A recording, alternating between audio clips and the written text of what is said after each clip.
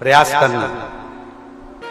महीने के किसी एक सोमवार का ऐसा नियम बना लो कि मुझे 3 नियम धारण करना है। महीने के किसी भी एक सोमवार को हम ये नहीं कहेंगे कि तुम सोमवार 5 पढ़ रहे हैं तो 5 को करो, 4 पढ़ रहे हैं तो 4 को करो, 3 पढ़ रहे हैं तो 3 को करो।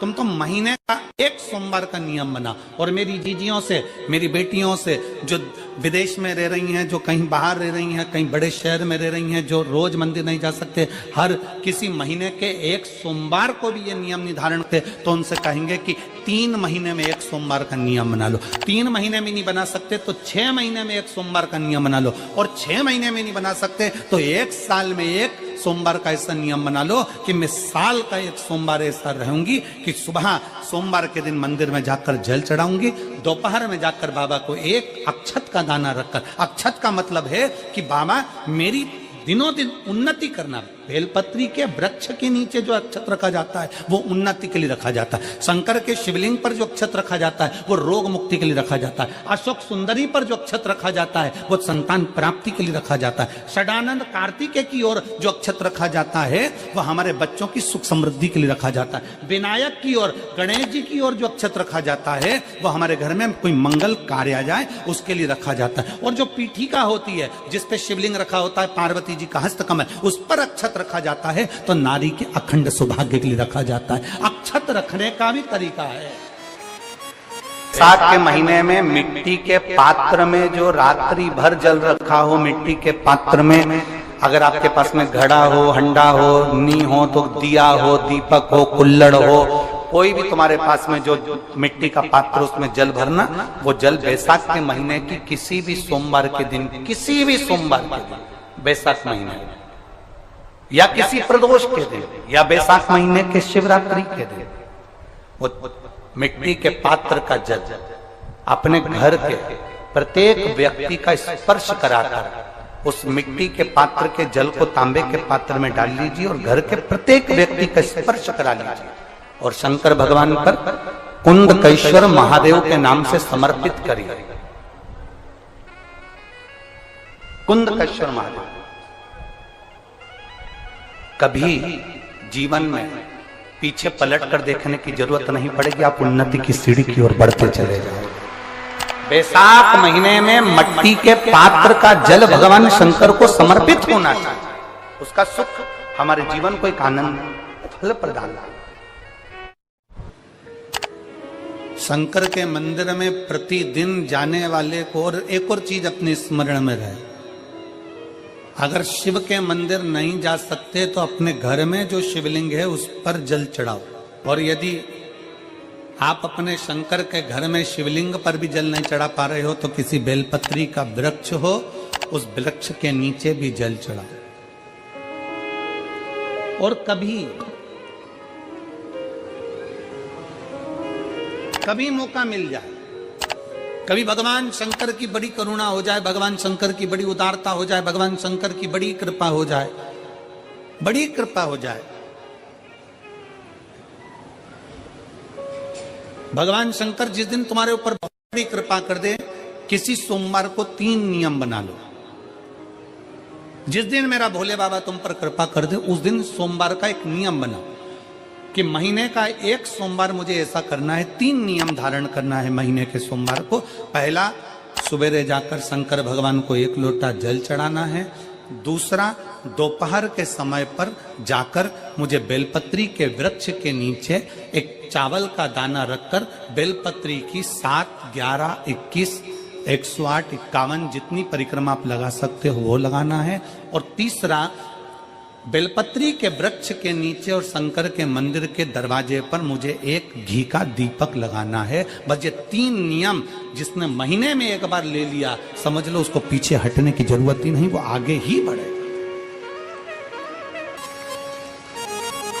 एक चावल का दाना कहाँ रखा जाता है, क्यों रखा जाता है, कैसे रखा? अब कई लोग कहते हैं गुरुजी ये शिव महापुराण में आप ये नियम बताते हो, तरीका बताते हो। हम तो उनसे कहेंगे डॉक्टर के पास जाओगे तो डॉक्टर भी गोली लिखकर ये नहीं कह देगा कि ये सारी गोली एक साथ खा जा। डॉक्टर भी कहेगा ये गोली सुबह खाना है, ये गोली शाम को खाना है, ये गोली दोपहर में खाना है, ये गोली भूखे रहकर खाना, बोलो सही है कि गलत है? ये रात्रि को खाना खाने के बाद खा लेना, ये खाना खाने के पहले, ये नाश्ते के पहले। और सुनो, ये दवाई, ये वाली पीछे वाली जो दवाई लो ना, इसको दूध से लेना, ये वाली जो दवाई लो ना, इसको पानी से लेना। और सुनो, ये डब्बी है, इसको पानी में मिलाकर फिर पीना। दवाई लेने का भी तरीका है, उसी तरह शिव महापुराण में एक एक अक्षत का भी तरीका है और एक एक बेलपत्री का भी तरीका है। अब मान लो कई लोग कहते हैं गुरुजी आप ये तरीका बताते हो शिव पुराण के माध्यम से, कई लोगों के मन में संशय जागता है, तो अगर हम एक साथ चावल चढ़ा दे तो उसका क्या तरीका है? तो हमारा निवेदन है डॉक्टर जो दवाई ले एक ही बार में निपटा जाए, एक ही बार में खा ले।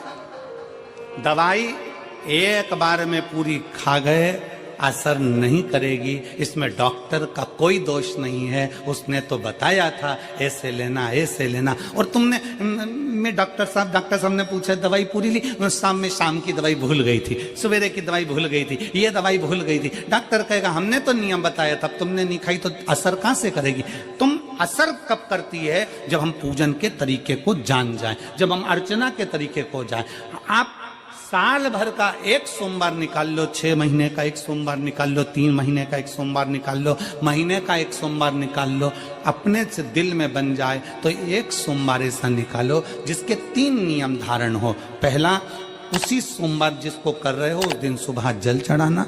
दूसरे, दोपहर के समय पर जाकर बेलपत्री के वृक्ष के नीचे एक चावल का दाना रखना, और परिक्रमा बेलपत्र की जितनी तुमसे बन जाए, जितनी तुम्हारे शरीर की कैपेसिटी हो, जितना तुम्हारा शरीर चलते बन जाए। हम तो ये भी नहीं कहते कि तुम भूखे रहकर भगवान का भजन करो, हम कभी नहीं कहते। हम तो यहां तक कहते हैं, हमारे पुष्टि मार्ग में यहां तक कहा गया कि वल्लभ कुल की एकादशी करो, भले बकरी जैसे चरो पर एकादशी करो। हम तो यहां तक कहते हैं कि बहुत समय से कल मेरी एकादशी है, एकादशी है, एकादशी है, एकादशी है, पूरे घर को हिलाकर रख दिया, एकादशी है, एकादशी, एकादशी है। बहू टेंशन में, बेटा डिप्रेशन में, पति पपीता ला ला के, सेव फल ला ला के, मूंगफली का दाना ला ला के, काजू कतली ला ला के, सेव फल ला ला के, और सारा सामान, साबूदाना और खिचड़ी और ना चिप्स ना जाने क्या क्या ला ला के, बेचारा पति एकादशी आती है वो नौमी से चिंता में पड़ जाता है।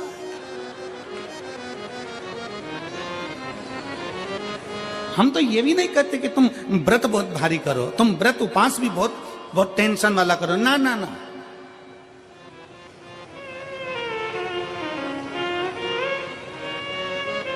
अपने को व्रत उपास भी इतना बहुत भूखे रह रहे हो, बहुत प्यासे रह रहे हो, और मालूम पड़े कि भगवान हमें मिलेगा, भगवान हमें मिलेगा। भगवान कहता है कि देख भाई, मैं भी भूखा नहीं रहता, तू भी भूखा मत रहे, मैं भी चकाचक रहता हूं, तू भी चकाचक रहे, मैं भी अपने। और भगवान शंकर तो ये भी कहते हैं कि अपना परिवार भी मत छोड़ो। मेरे पास में पार्वती भी, एक ही देवता है जो विद फैमिली मंदिर में बैठता है। शंकर जी हैं तो पार्वती जी है, तो गणेश जी हैं, तो कार्तिकेय जी हैं, तो नंदी है, सब मंदिर के अंदर चाहिए। शंकर भगवान अपने पूरे परिवार के साथ। शंकर जी तो ये कहते हैं अकेले तुम क्यों रहते हो? शिव जी की एक बात अपने ध्यान में रखना, कितनी सुंदर बात है शंकर भगवान की, बहुत ध्यान में रखिएगा। आप जौहरी नहीं हो, हीरे को नहीं परख सकते। हम भी जौहरी नहीं है, हम हीरा को नहीं समझ सकते। पर भगवान शंकर ने पृथ्वी पर जिसको जन्म दिया उसको जौहरी बनाकर पैदा किया है, उसको जौहरी बनाकर भेजा है कि आप भले हीरा को न समझो चलेगा, पर अपने नजदीक में कोई दुखी है तो उसकी पीड़ा को जरूर समझना। भगवान शंकर कहते हैं उसकी पीड़ा का स्मरण होता है।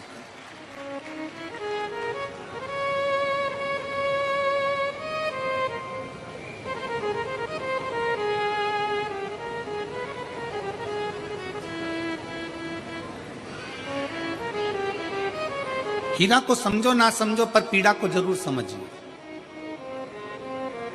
किसी के दर्द को जरूर समझिए, किसी के दुख को जरूर समझिए, किसी की तकलीफों को जरूर समझिए। पशुपतिनाथ का व्रत करते हो आप, 16 सोमवार का व्रत करते हो आप, संकट सोमवार का व्रत करते हो आप, शिवरात्रि का व्रत करते हो, सोमवार की अष्टमी का व्रत करते हो, व्रतों में सारे व्रत करो, मना नहीं है, पर उस व्रत में अपना पूर्ण समर्पण परमात्मा के प्रति रखो। केवल खाना छोड़ा है, अन्न छोड़ा है, भोजन छोड़ा है, और दिन में सुबह से लेकर शाम तक 2-3 बार तुमने कुछ ना कुछ पाया है, वो व्रत हो सकता है आपकी दृष्टि में, पर हमारी दृष्टि में व्रत कौन सा है?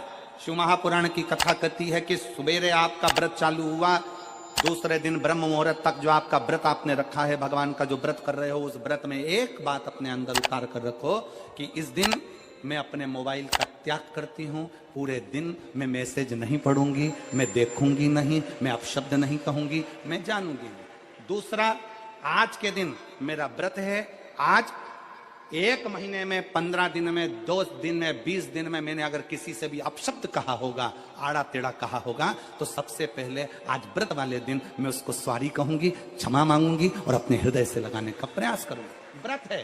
व्रत का तीसरा अंश, आज मेरा व्रत है, मैं आज के दिन किसी को भी अपशब्द नहीं बोलूंगी, किसी के लिए आड़ा टेढ़ा नहीं बोलूंगा, आज जितना बन सकेगा मैं सात्विक जीवन जीऊंगा। चौथा, आज मेरा व्रत है, आज के दिन मैं झूठ नहीं बोलूंगी, ना झूठ बोलूंगा सुबह से लेकर शाम तक। और 5वां, आज व्रत वाला दिन है, जितना फलार मैं करूंगी उसका पैसा जोड़ूंगी कि 15 रुपए का मैंने साबुदाना खाया, 10 रुपए का बटाटा खाया, ये खाया, वो खाया, सारा हिसाब लगाकर 55, 60, 70 रुपए जितने होते हैं, उसमें से एक अंश निकालकर मैं उसका एक भाग किसी गौशाला में जाकर गाय को चारा जरूर दूंगी।